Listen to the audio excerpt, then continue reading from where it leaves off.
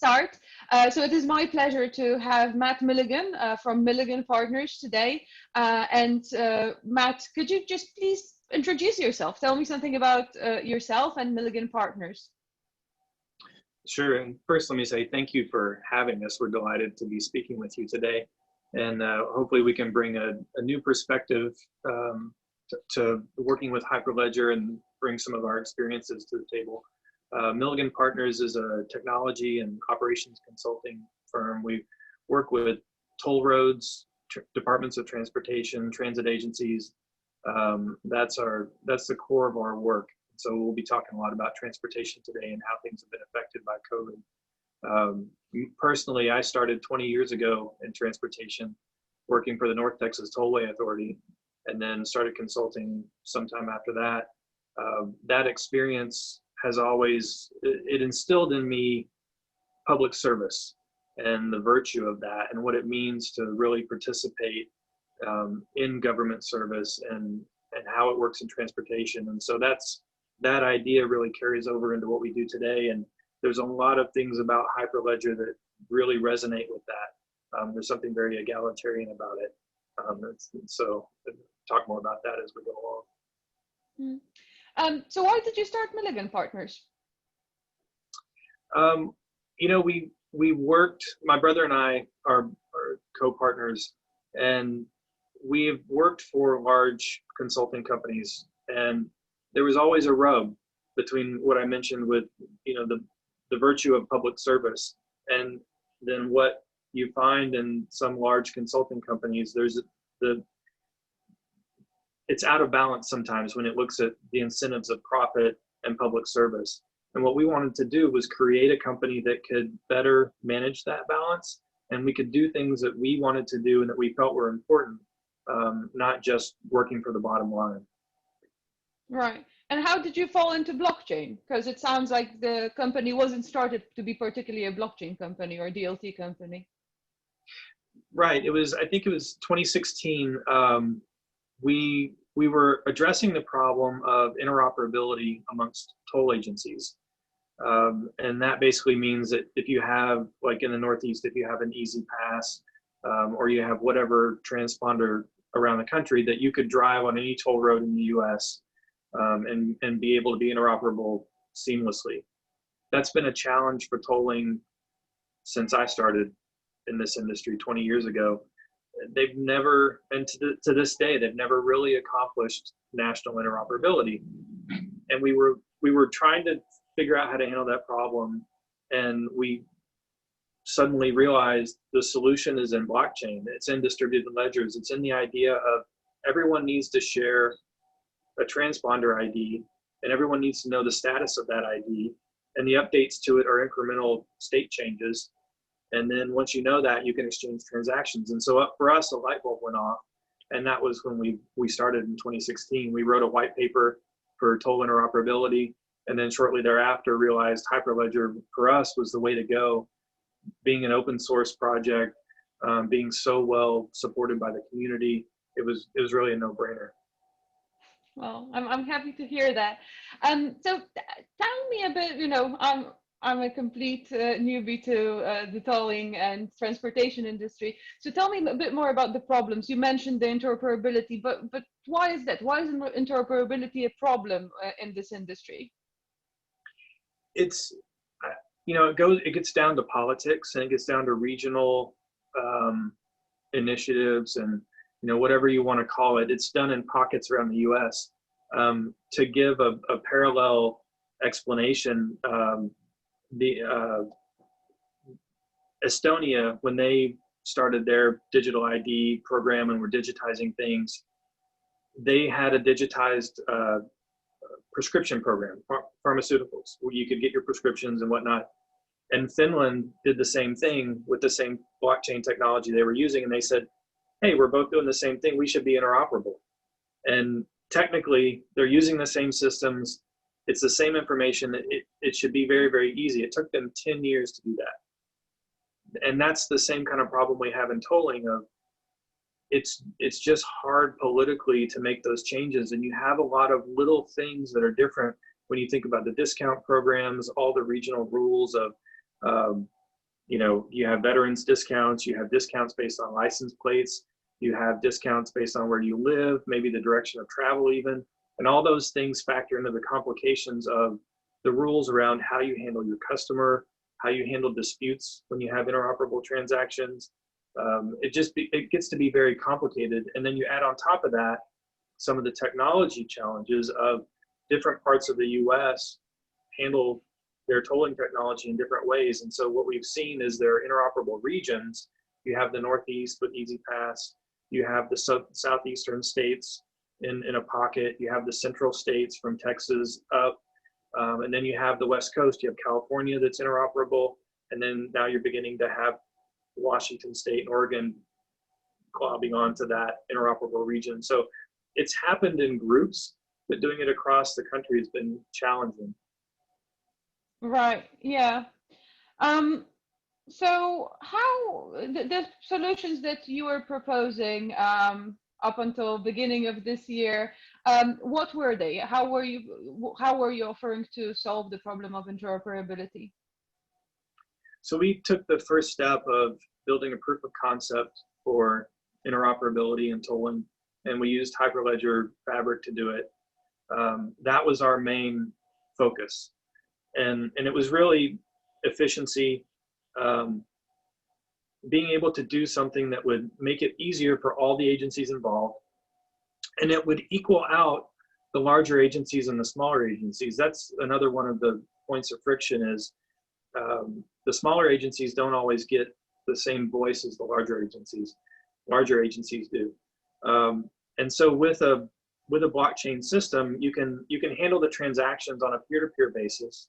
And with smart contracts, with the chain code we wrote in our proof of concept, you can do things like fees and different arrangements on a peer-to-peer level instead of having to do it in a blanket way across the board. Does it, so where are the nodes? How is the setup? Is it the tolling machines that are writing to that blockchain? Do you have to kind of add something to the tolling machines, or is it purely just communication between different states, different departments? It's between the customer account management system. So it's tying together your customer account with your agency to another agency so they can have access to the transponder ID. And it happens on an agency to agency basis. Right, right. And so you said that you did a proof of concept. Have you been in touch with any of the agencies? Did you get feedback from them? We did. We got interest in California, and we have a pilot project with a couple of agencies in California. However, with the recent events and everything changing, that's been put on hold. So we're looking forward to next year, hopefully being able to get that started.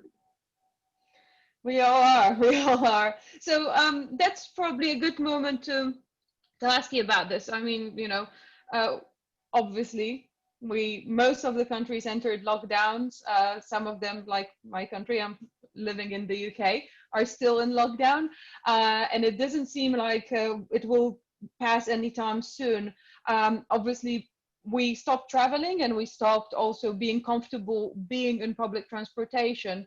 How did this impact your sector? The biggest impact has been drops in revenue. There are other operational considerations, especially for transit when it comes to safety and things they have to do to keep their facilities clean. For toll collection, it's really traffic is down and revenue is down. Initially, we saw huge drops in passenger traffic. Commercial traffic stayed almost where it was. Now that we've had some reopening in areas, the passenger traffic has gone back up, but not quite to the level that it should be. But there's still some areas where it's very, very low. And the drops in revenue were huge. In conversations we had with traffic and revenue consultants who do forecasting for toll agencies, their outlook is very conservative and very negative when it comes to what's going to happen over the next year, the impacts of huge unemployment numbers, and we're definitely in a recession. and they're factoring in the possibility of a depression from a conservative standpoint. So that kind of long-term impact is going to have lasting revenue and budget implications for toll roads. Thankfully, a lot of toll roads have reserves, and especially some of the larger agencies are going to be okay. But there are agencies that rely on revenue from other agencies, and they're hit much harder, especially in the New York area. There's a lot of crossover. And so those agencies are going to have a harder time dealing with the prolonged drops in revenue. So I guess, there are strategies around convincing people to use public transportation more. I would imagine that this is kind of one of the first things, right? We just have to convince people to start using. What is the thinking there? Is there is there a just human solution to this problem? We've seen, I think you could call it a flip, where before COVID-19, everything was moving towards ride sharing, trying to move people into different modes of transportation to handle congestion, to get vehicles off the road. Especially in Europe, they're looking at sustainability, emissions guidelines, and things like that. Now that we're in this new world of operating, public transportation is not that attractive, and it's not even recommended. So now things like ride sharing are more difficult. One of the things that we've seen is autonomous vehicles. That idea is actually gaining ground because it could be a solution. So some of the restrictions for that and the regulations are being looked at to hopefully be relaxed. From a toll road perspective, it actually works in their favor in that you might have your revenue go up a bit more because you have more people driving. It's not a sustainable solution, but that's the direction it looks like it might go immediately. Right. I see a question from Daniel Simpson. I will ask this in just a second because I wanted to follow up on what you were just saying. So other than increasing revenue, the other way to do it is to make savings, right, and start being more conservative. So is this something that the agencies have been looking at, and how are they seeing this? They are. They're looking at everything. And one of the things that we're recommending is blockchain can be a cost savings mechanism. When you think about what a digital ID could do for a customer account in tolling, and to have something where it's a common ID across all systems, and that interoperability and what that can bring, not just to tolling, but to other transportation services, that's something that we really see as a potential for efficiency and reduction in cost when it comes to back office operations and what you have to maintain and keep track of. Yeah. Yeah, that's interesting. So going back to Daniel's question, could you provide an example of what interoperability means from a driver perspective going through a toll? Or is this solution seamless and invisible to them? And what would they what would they see or notice differently? Or what opportunities might the solution be to this type of stakeholder? For the driver, ideally, it should be seamless. The only thing that you should see if you drove on a facility that was not your home facility is you would see a transaction from wherever you drove show up on your statement. That should be the only thing that you have to worry about. Everything should happen normally. And then so how do you do that? So what I was going to say, from an opportunity standpoint, the local interoperability could impact a customer in a much greater way. You could do things like tying together transit and parking and tolling. Basically any user fee transportation service could be all serviced if you had a digital customer ID. That would be so much easier if you had one app that you could deal with. Especially, I live in New York City. If I had one place to go to be able to pay for all my transportation services, it would be much easier than having to keep an account in every different system.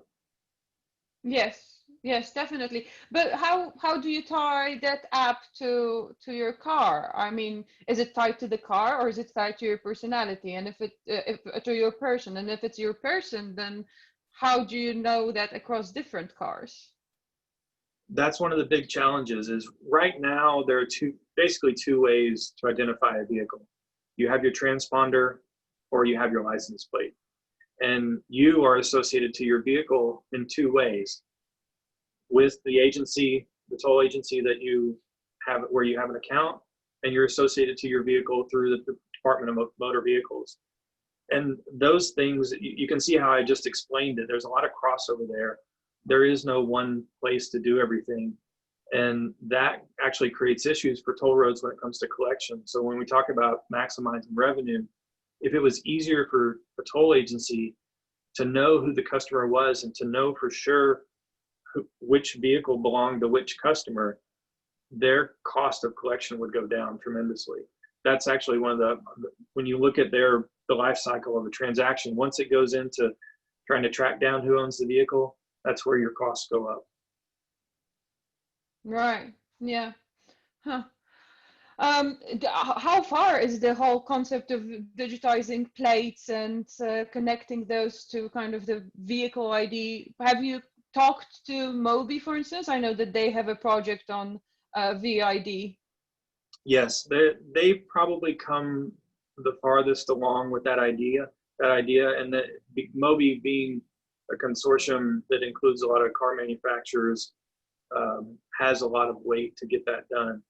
The challenge lies with the DMV, and that's really, you know, where I started out. It's the politics that's really the hurdle to get over, because if we're successful even in one state, it doesn't mean that you're going to be successful in 49 other states. And it has to work everywhere for that to be successful. How do you incentivize people to do it? Is COVID-19 an incentive good enough? The fact that they are facing such tremendous crisis? That's a very good question. I don't know that I have the answer for that. It's something that we work towards. It's hard, even with toll agencies. It's hard to find those incentives to be innovative. Thankfully, at least in tolling, in the agencies we work with, there is a push for innovation. There is a push to begin to do that, but it's difficult because not everybody wants to take on the risk of being the first. So you mentioned California was one of the more advanced or more eager states to do it. Did you talk to other states? Which ones, and what were their reactions? How many doors did you knock on? We've knocked on a lot of doors. We've talked with the central states. They have an interoperable steering committee. We've talked with them.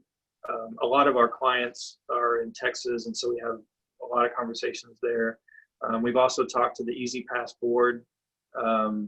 We talked to folks in Florida about it, and we do a lot of talking at the trade organization meetings.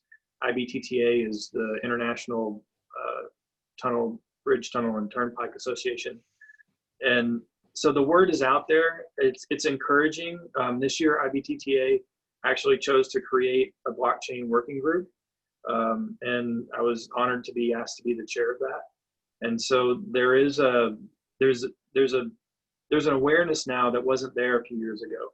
So one of the things we're doing in the working group is actually we created a lab, and we're taking this opportunity with the working group to do things like test Hyperledger for different use cases, get agencies, maybe it's not the whole agency, but if we have certain individuals from different agencies that want to be part of the working group and work in the lab, that's what we're trying to do, is educate and engage conversation and build awareness, really, because right now it's about building awareness and getting people to understand the benefits of this. Did the toll agency see the potential of the POC solving their existing problems? Were they convinced? Some were. Some looked at it and said, this isn't really that different from what we do now, and we're doing what we do now, so I have other priorities to worry about. which is reasonable. One of the things that having worked for a toll agency myself, I understand the local importance of what those agencies do. Now being out of that and looking at things in a broader spectrum, it's very easy for me to say, oh, everyone should do this. But that sometimes doesn't take into account what's very important at a local level. And so when you talk about incentives, that's the challenge to deal with. Is a state may not care right now because they have other things, they have bigger fish to fry, especially with COVID-19 and everything that's changing right now. The priorities have totally shifted. What we're hoping is that we can contribute to the solutions with blockchain technology because it makes things more efficient and helps in cost reductions. But again, it's all about politics. Yeah. Speaking of politics, do you know how it works around the world? I mean, it's kind of an interesting thing, right? Because states are kind of one country, but 52 states, and Europe is kind of whatever, 50 different countries, but we are connected theoretically through the European Union. So do you know, is it if it's solved similarly, differently? What's the deal there? Tolling itself works differently around the world from the perspective of, in the US, most of the toll agencies are government agencies. They have the right of way for the roads, they operate the roads, they collect the revenue, they do everything. In Europe and other parts of the world like Asia and Australia, you have concessions where you may have a government that essentially says, I'll lease this road to you, you build it, you operate it, you collect the tolls, and you keep the revenue to pay back the investment. And that's the model in Europe and most other places. And then China is a very large market for tolling and has various models there too. But when you look at the world, the pockets would be the United States. I would say South America works more on concession model. Europe is definitely concession model. Australia is as well, and then Asia is a mix of things. Do you think that doing some kind of interoperability between those private companies would be easier than for doing it in the States where it's government institutions? Would they be more incentivized because for them it's live or die kind of thing? That's a good question. What we have found, and at least in our discussions with the private companies that do that, they're interested in the bottom line, what's going to make their operations more efficient. And they look at it from their network of roads. So if blockchain technology is going to help them be more efficient on their projects, then they're interested in it. But they're not really interested in being interoperable with other companies. And that's where some of the rub comes in. Is when I started off, I said blockchain can be a very egalitarian thing. It's when you talk about distributed networks and everyone working together in a consortium to do this, that doesn't always jive with the profit model. And so it really is something that we look at as a public service enhancement tool. And not so much something that's going to be as attractive to a private company. Right. So you mentioned that you're using Hyperledger Fabric. Why? I mean, it seems like it's more of an identity question. Have you ever considered Hyperledger Indy? Have you ever considered public blockchain? We have, and that's a really good question. We started out addressing the interoperability problem, and we looked at it strictly as a distributed ledger solution, in that there was something that had to be shared, and then transactions needed to go back and forth. And for that, Fabric was the choice.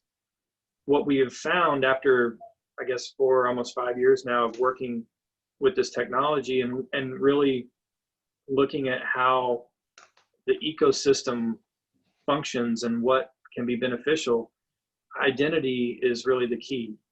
And I don't know that, well, I should say, if you have a successful identity solution for transportation, it can change everything. Getting that done is really difficult. So our approach was, let's get our foot in the door with a very small use case and prove it out. And for that, Fabric was perfect. For the directions that we think things will go, it's going to be much more identity driven. And I think that's really the key to the whole puzzle. Is just like in Estonia, where they started with a digital identity and then everything grew from that. I think transportation is the same way. For it to really work, there's got to be that identity for the customer, for the vehicle. So it's assets and people. Right. So question on payments from one of the attendees. Presumably one type of a transaction event occurs when your car goes through a toll station. How would payment look like, or would work, sorry, through some kind of a native digital toll currency or linked to fiat currency somehow? So we haven't crossed that bridge yet with payments. What we're doing is, you can call it an accounting system essentially of the transactions, but the money doesn't pass through the blockchain system. So the money is still handled on the side, agency to agency. There is, I think, growing interest in things like accepting cryptocurrency for payments. That's a brand new thing and a very, I would say it's viewed as a high risk thing for government agencies. But moving towards something like in the beginning we had ideas of like, you could easily tokenize, go back to the idea of a physical token for you get on the subway, you use your token. It's an easy jump to say digitize that. But in practice, that's a much harder conversation to have with government agencies. Right. Yeah, I understand that. So what is, I'll start with the other question. What were the biggest surprises, both positive and negative for you? What did you not expect, and what kind of hurdles did you come across? How did you solve them? I think the biggest surprise was that the technology was really easy and everything else was really hard. Part of that I credit Hyperledger, because it's such, as I mentioned, it's such a well-supported community. We had our learning curve when we first started, but Hyperledger is Hyperledger, and there really aren't any issues there. The performance increases that have happened over the last year or so have been good. The growing of the Hyperledger ecosystem to accommodate more facets of what we need is growing faster than we are. So it's good, because we're not, if it's there, we need it. But for us, the biggest lesson, I think the biggest two lessons were, at least in our world in government, start with building a consortium. Don't start with the technology. It's important, but if you don't have the consortium of agreement amongst agencies that want to do the same thing, it doesn't matter what your technology is, they're not going to use it, especially in a distributed network environment. And then the second thing, what I mentioned earlier, was digital identity is really critical. And every turn we take, we come back to that. This would be so much easier if we just had a digital ID. And without it, we're always making appropriations, or we're sort of pseudo having IDs, but it's just not the same thing. Mm-hmm. Interesting. So funny, I actually, when you were talking about it, I kind of imagined that you were separately trying to convince every agency to use your technology, and then this would be seamless. You mentioned about creating a consortium first, and then kind of offering them a unified solution, but they are already kind of willing to collaborate. is it hard to build a consortium? I know that building a business consortium is incredibly hard, and there is a lot of fear between, you know, big players taking over the small players. There are fears around collaboration in competitive environment. Seems like agencies are not that competitive. Is that true? Is it easier or harder to build a consortium? I would say we're in a better place today than we have been in the past.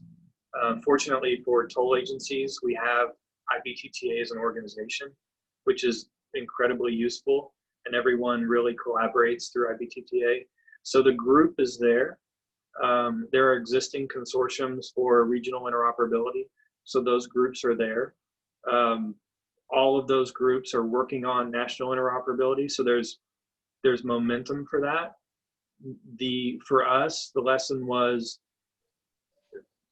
make a stronger argument about that in the beginning, rather than trying to go to this agency or that agency.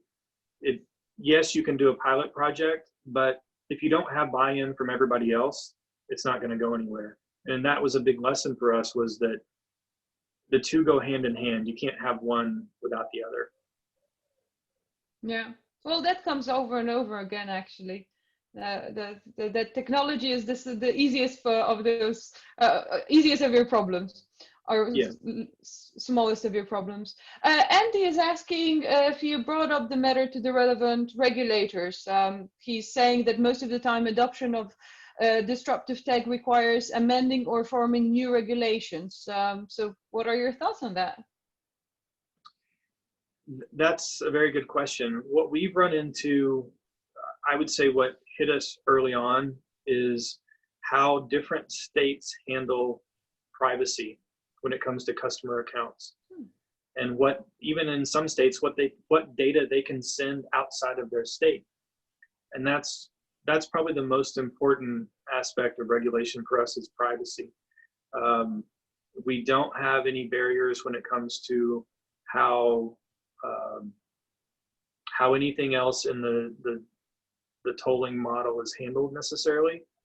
It's really data privacy and customer privacy. Mm-hmm. Right.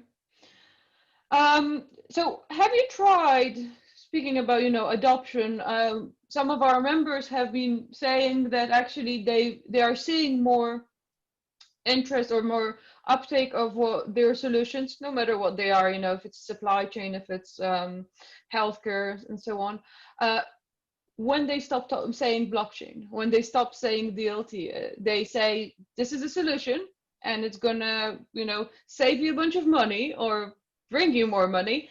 And if someone really asks, they will then admit that it's a DLT based. Is that something that you're observing on the market as well?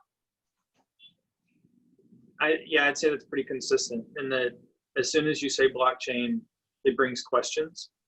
And that was, you know, that's another lesson we learned along the way, was talk about the value proposition and talk about how it's going to make their lives better. Instead of talking about the efficiency of the technology, talk about the results. Mm-hmm. Yeah. So what is post POC for you? You have the POC. First of all, did your solution evolve post COVID-19? Did you have to change things? What things did you change? That would be my first question. And then second, you know, what is the next step? For our proof of concept, it doesn't necessarily change things. What has changed for us is that the focus is different, and I think that brings us more in tune with digital ID. Yes, doing interoperability with a distributed ledger and using blockchain and all that stuff will make it easier and more efficient and more real time, and all those important things. Give you more flexibility, whatever you want to say about it, that you know, the stuff that blockchain brings. But the real key when it comes to if it's a revenue question and I need to collect more revenue, or I need to close the gap that wasn't as important to close before. You know, if 2% makes a big difference now and it didn't make that much difference before, where that really happens is with knowing my customer. I need to know whether it's my customer or somebody else's customer that drives on my road. I need to know who they are. I need to know, if I see a vehicle, I need to know for sure who owns that vehicle. And not only do I need to know who it is, I need the address that's registered to that vehicle to be correct. And those things become incredibly more important. When that 2% becomes more important, those things become really important. And that's where a digital ID for a customer, a digital ID for a vehicle can really make a difference, because you essentially enter that information only once. I don't have my address with the toll agency and with the DMV and with the transit agency. I don't have all that information in 4 or 5 different places. It's in one place and everybody gets it from the same place. And that's the kind of efficiency that can really have, I think, meaningful impacts on trying to close that revenue gap. Mm-hmm. Right. Do you have any competitors? Are you the only ones in the States doing this? Maybe in the world even? Well, I would say there are other folks doing blockchain stuff with transportation. We are unique in that we're pushing an open source model. And that's another reason we chose Hyperledger, is it's open source, and anything we do with it, we keep it open source. And we feel like that's the right direction to go for government, because it lowers their cost of adoption. And that model I don't see that happening in a lot of different places. I also see a lot of different companies looking at it from the vehicle perspective, and they're looking at it from the transaction perspective in the vehicle. And there are some good reasons to do that. However, that's a vehicle-centric mindset. It's not a mobility mindset. And we're taking the approach of mobility is everything that a customer has to deal with when they go anywhere. And so if we can do things that affect that and improve that, that's what we're really after. We work in the toll industry primarily, but we're looking at it from a mobility perspective. To build on that, mobility as a service is a buzzword in transportation. There are some, I would say, some successful mobility as a service apps, but the trend is the app developers, those companies that have toll systems or transit systems or whatever, and they've said this to me, a lot of them, they want to be the app for mobility as a service. And we don't see that direction as a positive direction. We see a mobility ecosystem where you can have, through distributed ledgers, essentially an interoperability layer between the different transportation agencies and whatever apps are out there. That's the kind of world that we would like to see, is something that's more diverse and something that can be more creative on a local level, so that you can have apps developed that are specific to the needs of a city or a region, rather than having a company that develops one app and then they try to make that fit and everywhere they go. It makes it harder on the agencies for integration. It makes it harder on the customer because it may not work everywhere. We're looking at it from a global perspective that way. Yeah. So just a quick question, because I'm always confused with those things like mobility as a service, consensus as a service. What is mobility as a service? There are different definitions for it. I would say it usually, well, if you talk about it in terms of what it's trying to accomplish, that's probably the best way to think about it. Sometimes mobility as a service means, how can I put, how can I take a person that just drives a car and get them to drive a car, take a train, ride a bus, maybe ride a bike, all on their trip, so that they're not in their car as much, and I can reduce the impact to the environment and from a sustainability perspective. Mobility as a service also means, I live in New York City and I want one app on my phone for everything that I do, so that I have really one place to go for all that stuff. Anything mobility, I should be able to do it in one place. So there are different variations to that, but it's am I looking at it from a sustainability perspective, or am I looking at it from a usability perspective, from a customer perspective? Do you know, I'll kind of go to the back to the kind of more global perspective, because I think that I was wondering is government of British Columbia is clearly known for being quite approachable and very open to DLT solutions and innovation in general. They build the VON, which is the virtual organization network that registers all of the companies within British Columbia, and you can kind of look them up. They are now looking at energy as well. Have you tried approaching them with that system? We have not. We've not talked to British Columbia. We do know some of the toll roads there, but those again, if my memory serves me correctly, are concessions. So that's a different environment. But if an agency, be it a state or whatever, wanted to push this idea, they could do it. And that's where we see a lot of the progress. You know, when you look at smaller countries being ahead of the US in blockchain technology, my opinion is that they have that single push. They don't have to push it in 50 different ways like we do in the US.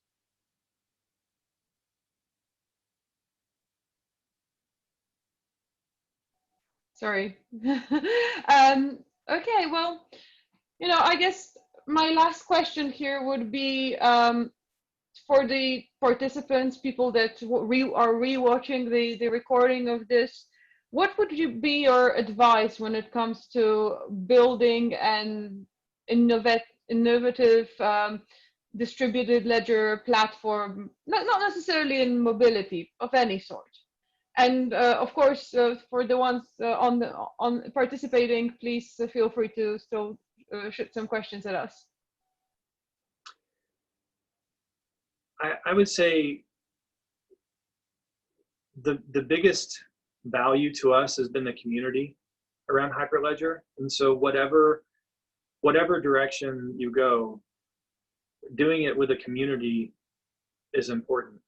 The technology is relatively new, and having that support from around the world is critical to us. We can't do it all ourselves, and we're a small company. So we need that community to be able to do it. Right. Well, I'll do it one last time. I suggest that if you have any questions for Matt, you can just type them into the Q&A or raise your hand, and we'll try letting you speak up. And if not, unless there is anything else that you might wanted to add, I think that we can wrap this up. It was definitely a very interesting discussion for me. Oh, we have a question. Again, Daniel, seems like you're very into this business. I'm really wondering what you're doing. So what would you say are the most important valuable things for the agencies? Is it cost saving? If it's efficiency, efficiency as well? You know, it depends. It goes back to that local question. And it depends if it's a big agency or if it's a small agency. You know, some of the larger agencies, they're okay when it comes to revenue. Even in this downturn, some of them have reserve funds that are sufficient. They're okay. I think these days, I would say the question is revenue and sustainability as far as that's concerned. But it's different everywhere you go, and it'll be nuanced with every agency you talk to. Great, thank you. Right, so Daniel says thank you. Thank you, Daniel, for all of your questions, and thank you, everyone else. I hope that you found it as interesting as I did. Definitely learned a lot. Now I'm a specialist in mobility and tolling and all that stuff. You can, I'm gonna now convince all the regulators once I'm allowed to come to the US again. Thank you, Matt. It was a pleasure talking to you. And I do hope that quite soon we will be able to see your presentation in person at some of the conferences. Thank you very much. I really appreciate the opportunity to talk with you. Thank you. So have a great day, everybody.